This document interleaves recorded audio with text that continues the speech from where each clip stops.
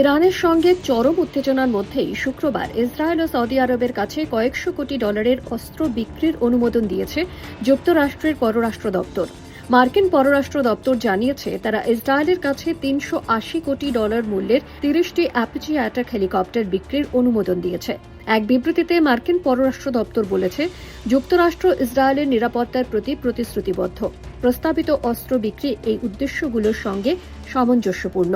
অস্ত্র বিক্রি চুক্তির আওতায় আরও রয়েছে ১৮০ কোটি ডলার মূল্যের জয়েন্ট লাইট ট্যাকটিক্যাল ভেহিকল, যা আধুনিক সাজোয়া ও বহুমুখী হালকা সামরিক যান। সাধারণত যুক্তরাষ্ট্র প্রতি বছর ইসরায়েলকে কয়েকশো কোটি ডলারের সামরিক সরঞ্জাম সরবরাহ করে, যা মূলত বিক্রির চেয়ে সরাসরি সহায়তা হিসেবেই দেওয়া হয়। একই সময়ে সৌদি আরবের জন্য ৯০০ কোটি ডলার মূল্যের ৭৩০টি প্যাট্রিয়ট ক্ষেপণাস্ত্র বিক্রির অনুমোদন দিয়েছে মার্কিন পররাষ্ট্র দপ্তর। এসব ক্ষেপণাস্ত্র মূলত আকাশপথে যে কোনো ধরনের হামলা প্রতিরোধে ব্যবহৃত হয়। ইসরায়েল ও ফিলিস্তিনি স্বাধীনতাকামী সংগঠন হামাস গত অক্টোবরে যুক্তরাষ্ট্রের মধ্যস্থতায় একটি যুদ্ধবিরতিতে পৌঁছেছিল, যা গাজায় ২ বছর ধরে চলা যুদ্ধের গতি কমিয়েছে। তবে মধ্যপ্রাচ্যের বিভিন্ন এলাকায় উত্তেজনা এখনও তুঙ্গে।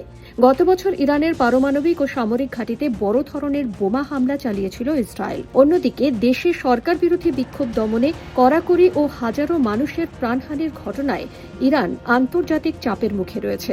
এছাড়া ফিলিস্তিনি ভূখণ্ডে ইসরায়েলের সামরিক আগ্রাসনের কারণে রিয়াদের সঙ্গে তেল আবিবের ঐতিহাসিক সম্পর্ক স্বাভাবিকীকরণের প্রক্রিয়াটিও বর্তমানে অনেকটা থমকে আছে। অমৃত 360 নিউজ, কলকাতা।